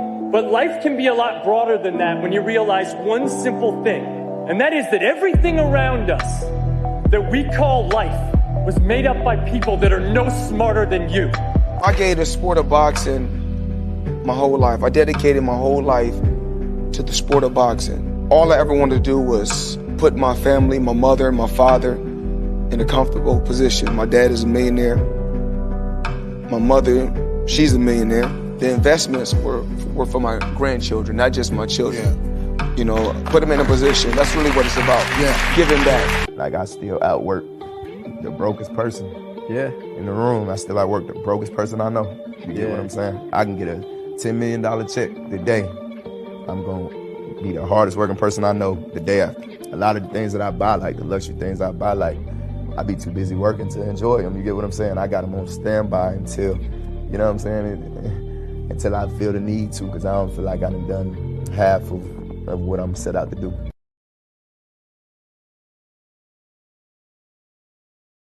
Take a negative and turn it into a positive. Don't be afraid to fail. People don't see that, and people will never understand that to be success. You know, all they think about, well, he batted 202, you know, and he struck out a certain number of times. Yeah, okay. You know, but the effort was there, and the learning curve and the passion was there that has transcended not just to me, but to other people who are afraid to do things because they're worried about the perception that may come from other places. To me, that's more gratifying than anything. I heard Jeff Bezos say one time when he was talking, he said he makes his investment based on if it's going to change people's lives. And once I started doing that strategy, I think I probably quadrupled what I'm worth now. I wrote myself a check for $10 million for acting services rendered, and I gave myself 5 years, or 3 years maybe. And I dated it Thanksgiving 1995. And I put it in my wallet and I kept it there, and it deteriorated and stuff. And but then just before Thanksgiving 1995, I found out that I was going to make $10 million on, I think it was Dumb and Dumber. Maybe. Dumb and Dumber, yeah. Impossible is not a fact, it's an opinion. When someone tells me it's impossible, I always just look at them. Anybody around me knows that they can't do that. So that's part of it. But if they didn't know me, it's your opinion. And they'll say, no, science shows. And I say, yeah, and how many times has science showed something's impossible? Now science shows it's possible. Things are impossible till somebody does it. I just had a dream to become something. That's the thing about dreaming. Just 8 years ago, I was crossing the Mediterranean to make it from Africa to Europe. Then I was homeless in Paris, sleeping in the street. If you believe in yourself, you can be your own hero or hero to somebody else. Keep dreaming, keep fighting. There's an old IQ test, was 9 dots, and you had to draw 5 lines with a pencil within these 9 dots without lifting the pencil. The only way to do it was to go outside the box. So don't be afraid to go outside the box. Don't be afraid to think outside the box. Don't be afraid to fail big, to dream big.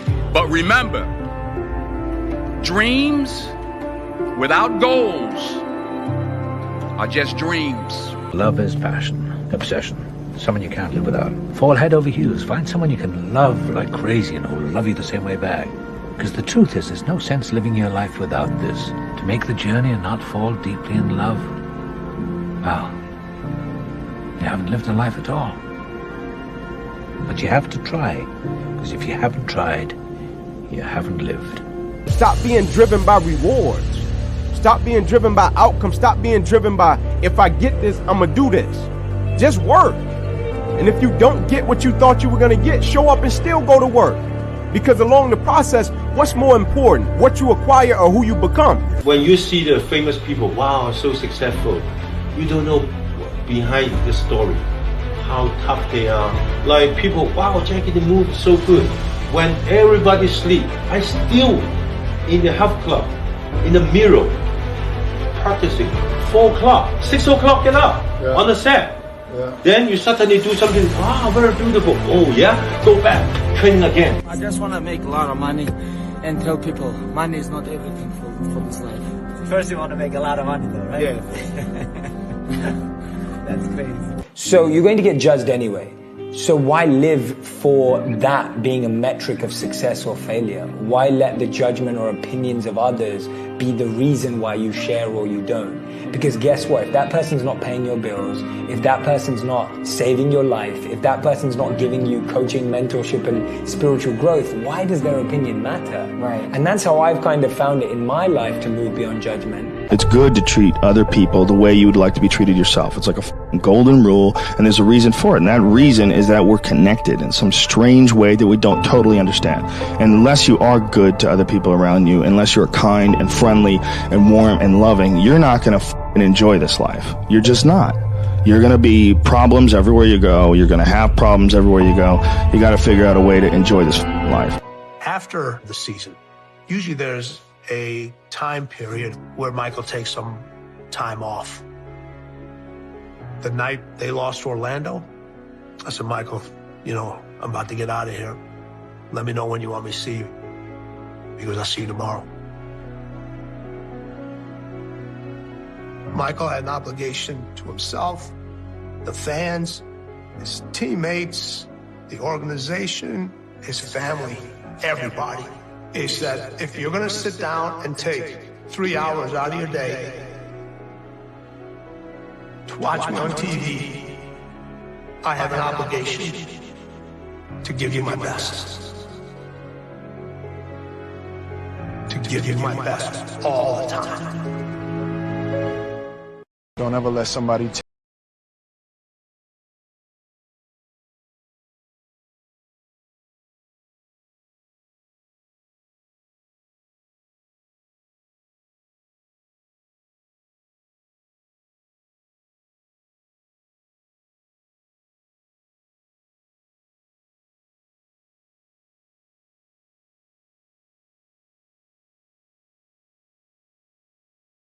go get it.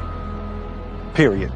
I have an insane belief in my own ability to manifest things. Insane belief. You know, that I think it's ultimately complete sanity. But I believe we're creators, and I believe we create with every thought and every word every moment is pregnant with the next moment of your life. Every single human being has value, and my value is not determined on how I look or what job I have or where I'm from, where I was born, how much money. All that stuff is nothing. So many teenagers, you know, tease each other for how we look, and I tell the teenagers, do you think that I'm cool enough to be your friend? They're like, yeah, of course. I said, but I have no arms, no legs. And they said, doesn't matter. I said, really? So it doesn't matter that I have no arms, no legs? He said, no, it doesn't matter. I said, then actually, if it doesn't matter, then why do we kill each other with our words if it actually doesn't matter?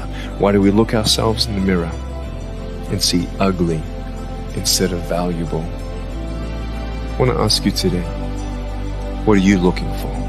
What I realized about myself was, the reason I won and I'm good is I've never played in the vortex. I've never played in the actual rules of life. I was an F student when every immigrant was supposed to be an A student because education was the way out. I launched an e-commerce wine business in 1996. Like, I've always done things that don't make sense. I play outside of the actual game, and that has been where all my happiness has come from. And so many things have become obvious to me by playing outside of the rules. When you're comfortable, you are at most danger. The comfort zone is somewhere you should never feel comfortable. You should be happy and dissatisfied.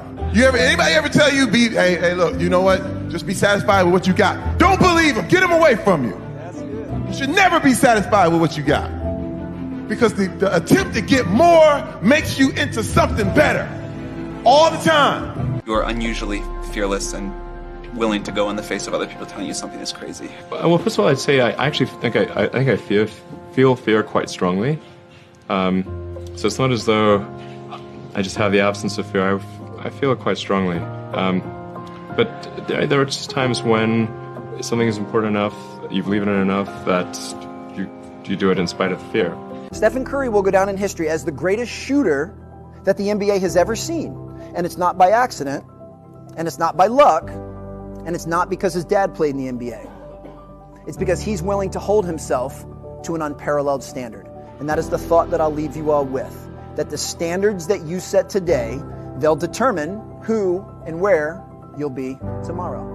You need to be clear what it is you really want. I always tell people, know not only what you want, but why you want it. I know this is simplistic, but most people just don't do the blocking and tackling of their life. The one we were talking to earlier, a great lady, and you could just see she wants to have a new business, but she never sat down to even put a plan together and says, why aren't I taking action? Well, when you're not sure what you're going to do, you're going to hesitate. And hesitation kills momentum. And momentum is what makes a sports team win. It's what makes an athlete, a business person win. When you get momentum, it's like takes enormous energy to get a rocket out of our gravitational pull of the Earth. But out of the solar system is easy. Once it has momentum, it takes less fuel, less energy. Starting a relationship, starting a business, changing your body, it takes so much in the beginning. But once you get going, it's actually really easy. Knowledge isn't power. It's potential power. And it's only powerful when it's applied, as you've said.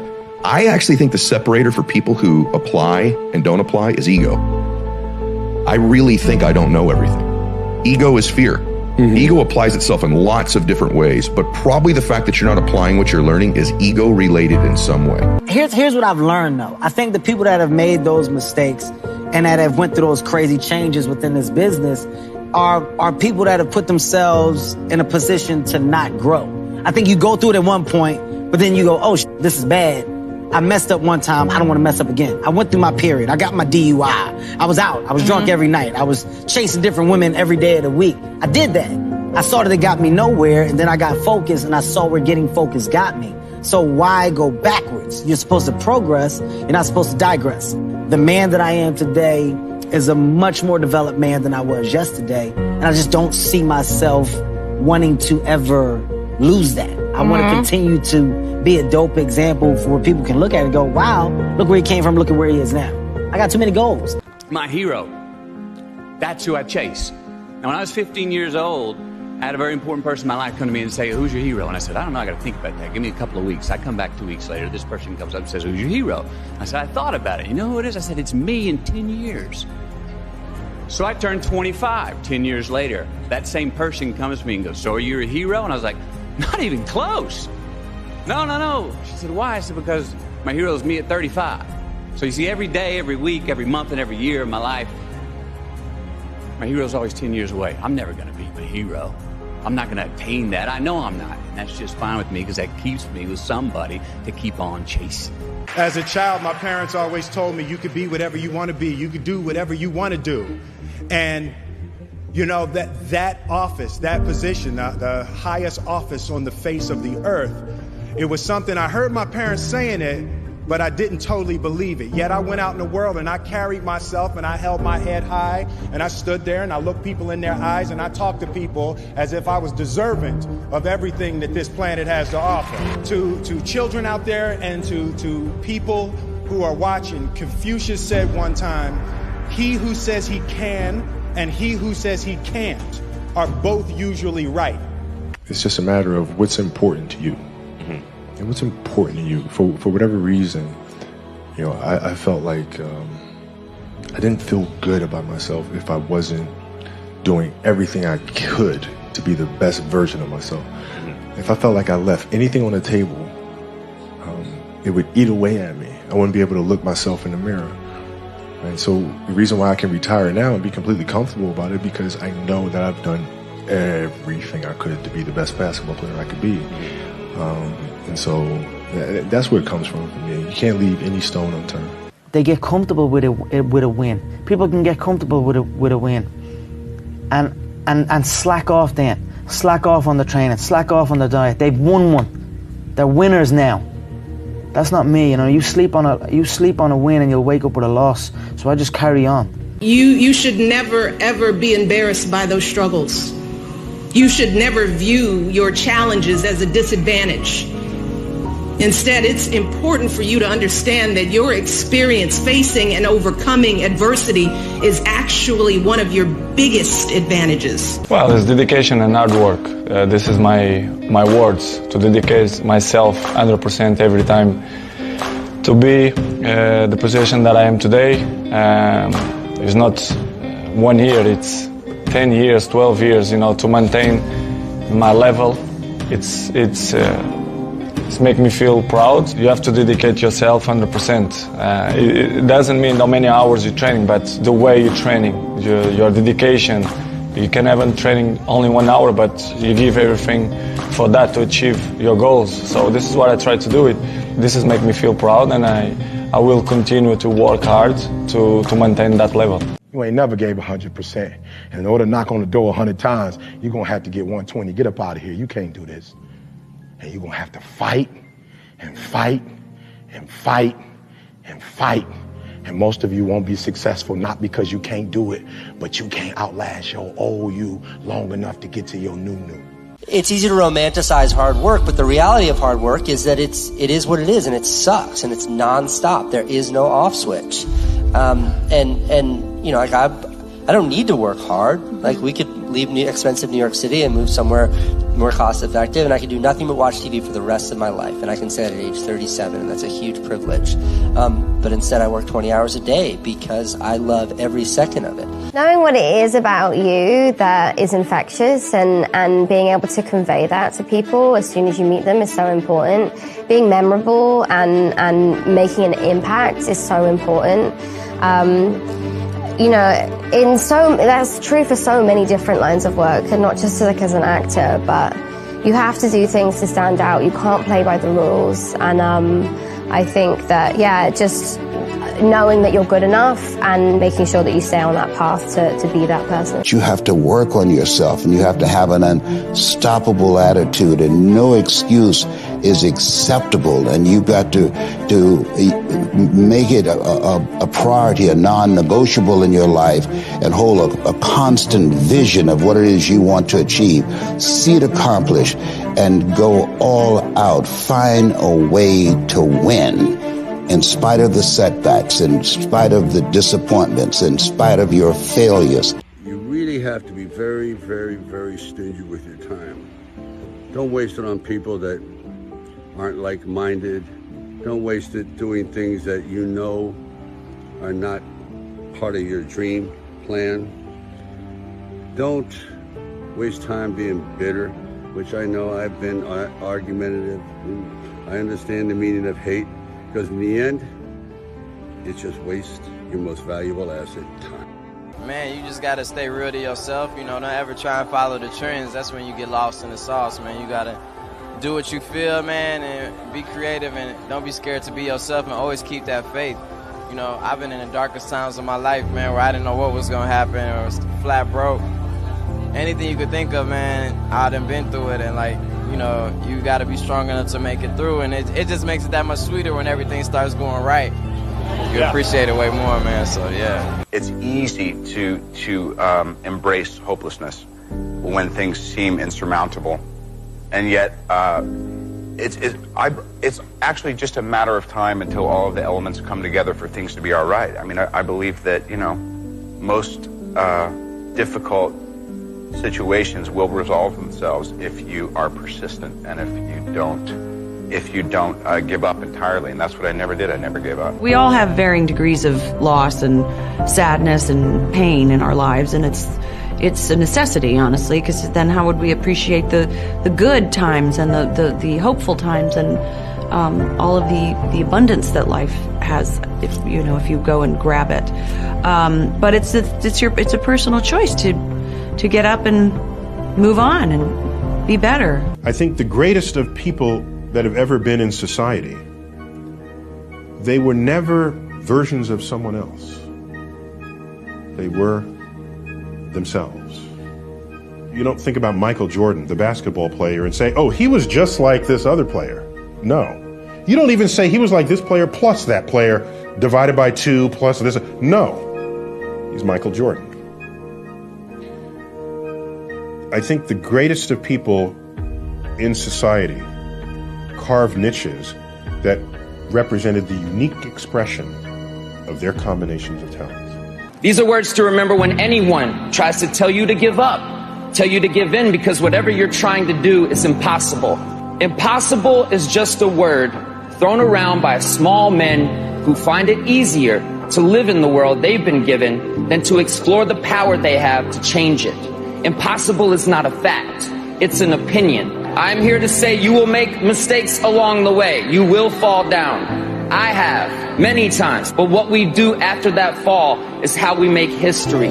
Because impossible is nothing. If you can't go through this pain period, you make it to be a champion. If you can't go through, forget it.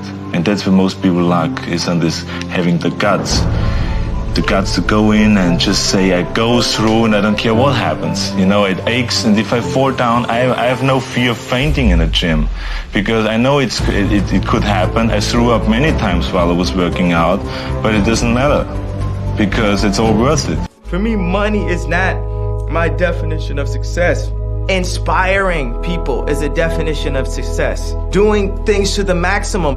I want to change the definition of status quo. And that's what I want. I want my shoes. I want as many people to be able to have them as possible. Because in 100 years from now, everyone in this room will be dead. And what did you do while you were here? Life's about self-discipline. It is about self-discipline. We tend to do the things that are easy. And that is it builds no mental toughness. It builds no mental hardening. It builds nothing. When you work out, working out is where you can build that the fastest, because it's a constant. It gives you instant feedback. Yeah, you may not lose the weight you want to real fast, but the discipline it takes, it transfers over to all aspects of your life. It's not people, man, why are you always working out? Stop looking at it that way. This is the foundation of life. My uncle always told me something early in my life which stuck with me, which is that while you're on the journey, you have to disconnect from the end goal. You know, because if you're just focused on some end goal, then you might get there, but it'll be hard to progress past that, because you're so focused on that one destination that it's like, you know, you maybe forget everything in between, and maybe you could have done more in between. He always told me, like, just be here right now, live right now, and do the best you can right now. Don't worry about what that end goal is. It's great to have goals, it's great to have dreams, but it's just like you get too attached to it, and sometimes it could be a self-destructive thing. So, I mean, I just kind of try and progress as much as I can, like right now. How willing are you to listen to that inner voice that no one else can hear? That little scurvy elephant in there that says, you're not the boss of me. You can't tell me what I'm here for. You have to, it takes a kind of fearlessness, because fear is such an omnipresent force in our lives. I do what I do because of the passion I feel. I am not here because of what you paid me to be here for. I am not here because of any need that I have to sell another book. I am not here for anything external to myself. I am here because I have a passion within me. I'm sure all of you have been told that you don't have what it takes, and that you may not be good enough, and you don't have enough people supporting you, and you're being told all of these things, but deep down it's all you want to do. You want to be a part of something great. You want to make something great. And it does more than knock the wind out of you. It crushes you when people try to tell you that you're not good enough. And it almost did for me, but there was my mom next to me, stronger than ever. And she said, the most important thing is to always trust in myself. If I'm doing something because I love it, I should do it because I love it, and I believe I can do it. Let the critics be critics, and let us just trust ourselves. A lot of people out there chasing their dream, but their dream is to just be rich, and that's not a dream.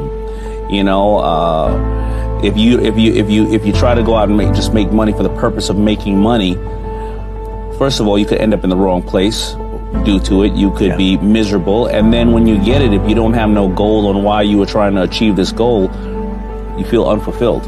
No matter what you face,